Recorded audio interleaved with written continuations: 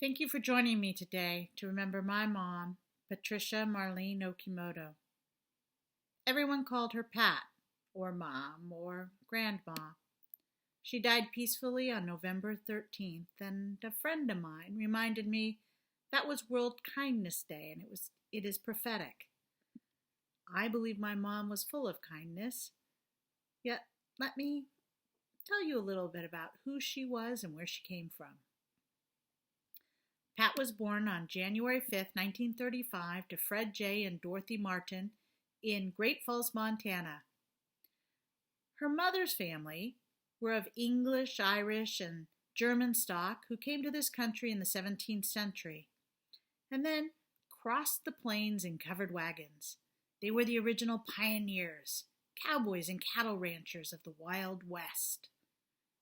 Her father's family came to Canada from France in the 1600s. Her father's mother immigrated to the U.S. from Sweden in 1888 at the age of 15. At some point, I realized that when my great-grandmother, Nellie Peterson, came to this country in a boat, that meant a ship and not a raft like Huck Finn's, which is the way I'd always imagined it. Her father had a career in politics and journalism. Her mother was a registered nurse. And together, they and Pat and her brother Fred traveled about as people do following the work. My mom's birth certificate says Dorothy Marlene Martin. Since her mother was Dorothy, the intention was always that she'd go by Marlene. Yet, at some point, her dad gave her a Patsy Ann doll, and he and then everyone else started calling her Patsy. Well, that is except for her cousin, Pat Fleming. He always called her Pasty. When my mom was of legal age, she changed her name to Patricia Marlene Martin. She graduated from Helena High in 1953, and I know this because we went to her 20th high school reunion in Montana. One of her classmates was the then governor of Montana, and they had a reception in the governor's mansion. When you're 8, you remember these things. We also visited Yellowstone, and I saw where my mom lived during her college summer breaks. Pat graduated from the University of Montana in Missoula, where she was a member of Kappa Kappa Gamma and earned a Bachelor of Arts degree in education. She taught in Great Falls, where she met the man who would become her husband and my dad, Fred Okimoto. Fred was a young Air Force officer planning missions for the spy plane, the U-2. My parents married on June 15, 1963. I pause here for a mini history lesson on race in America. Pat and Fred married prior to the Supreme Court case Loving v. Virginia. In 1967, that landmark civil rights case ended all race-based legal restrictions on marriage in the U.S. For the Okimoto family, it means when my mom and dad got married, they couldn't have in 16 states. After their wedding, Fred and Pat moved to Tucson, Arizona. This was the Vietnam War era. Fred traveled to and from Asia, and Pat held down the fort, a theme for many years. I was born there and had 2.5 glorious years as an only child. And then came the twins, Jill and Paul. A year later, we moved to Bellevue, Nebraska, and then on to Yuba City, California. Eric was born in 1974, and my dad departed for a year-long tour in Thailand. So many of you were such a great help to my mom during that year as she juggled an infant, 2 second graders, a 5th grader, and her mother. In 1980, we moved to Lakenheath, England, where we all became Anglophiles, and we traveled across the UK and Europe. My mom always used to say that home is in your heart with your family and friends. Our home was always full of kids, and often it was kind of a mess. My mom was not interested in housekeeping, but I do remember the adventure of redecorating when my dad would go on TDY. When we were young, it was kids playing games and running through the house, and as we got older, it was kids doing homework and running through the house, and more likely than not, they were hiding some sort of contraband, which my mom invariably ignored.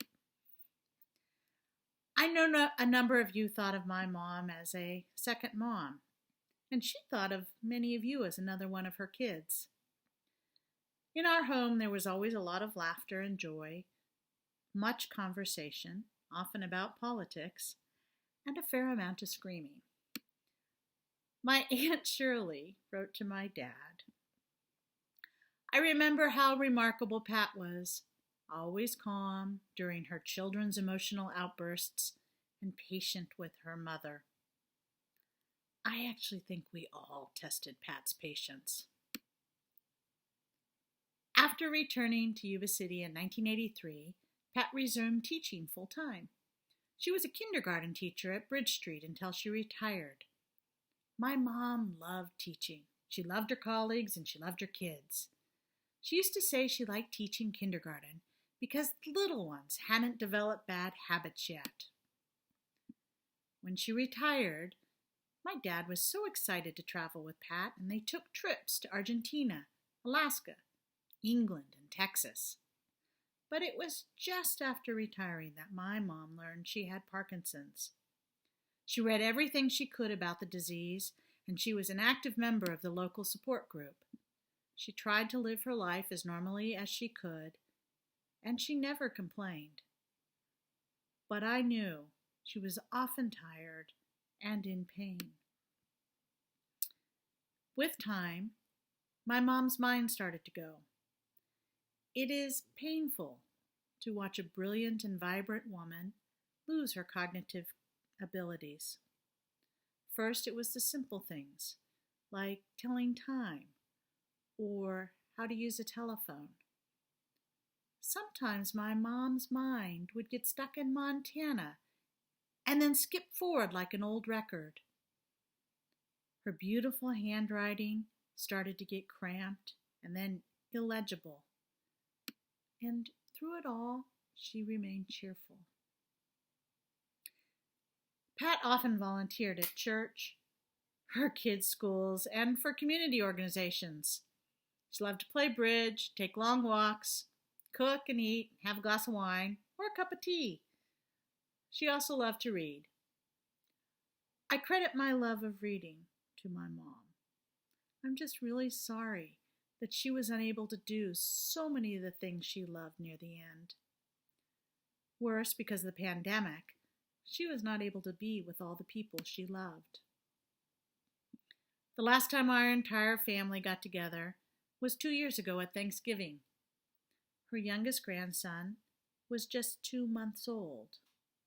She was able to be with and hold and hug all of her children, me, Jill, Paul, and Eric, her children-in-law, John, Stephanie, and Summer, and her grandchildren, Talia, Carolyn Rose, Preston, Bella, Henry, Charlie, and Teddy. It was a really joyous time.